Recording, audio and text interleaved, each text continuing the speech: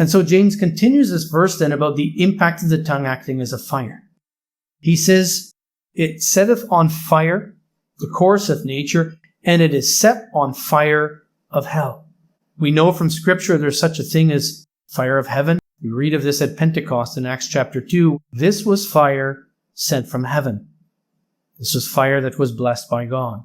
And yet it is very different from the fire that James is speaking of this morning, fires of hell that are set with the tongue of iniquity. And so it is with a fire. Once it starts to spread, it cannot be easily reversed. And so it is with our words. We read in Matthew 12, verse 36 to 37, But I say unto you, that every idle word that men shall speak, they shall give account thereof in the day of judgment. For by thy words thou shalt be justified, and by thy words thou shalt be condemned. We often think we are first judged for what we do.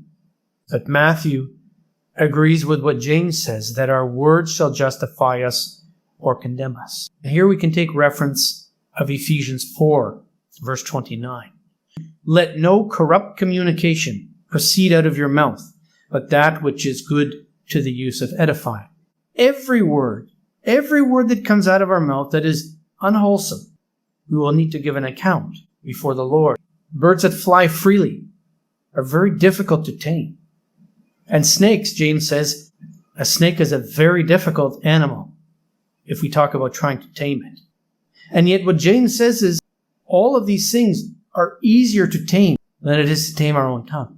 We read in verse 8, But the tongue can no man tame.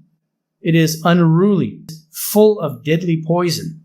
We must watch our tongue and take note, do we sow poison with our lips?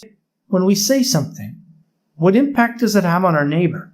Has someone been tempted to sin because of what they've heard from our lips, even if we did not commit that sin? Or has someone had cause to doubt the work of the Lord after hearing sinful words from a so-called Christian? Consider the impact of your tongue, because it affects more than just you, and it affects more than just me. It is true that in our own strength, in our own power, in our own will, it is impossible to control our tongue. But yet we read in Psalm 141, verse 3, Set a watch, O Lord, before my mouth. Keep the door of my lips. And this is a beautiful prayer. It is also a beautiful testimony of the grace of God and the strength that He is able to provide to tame our lips.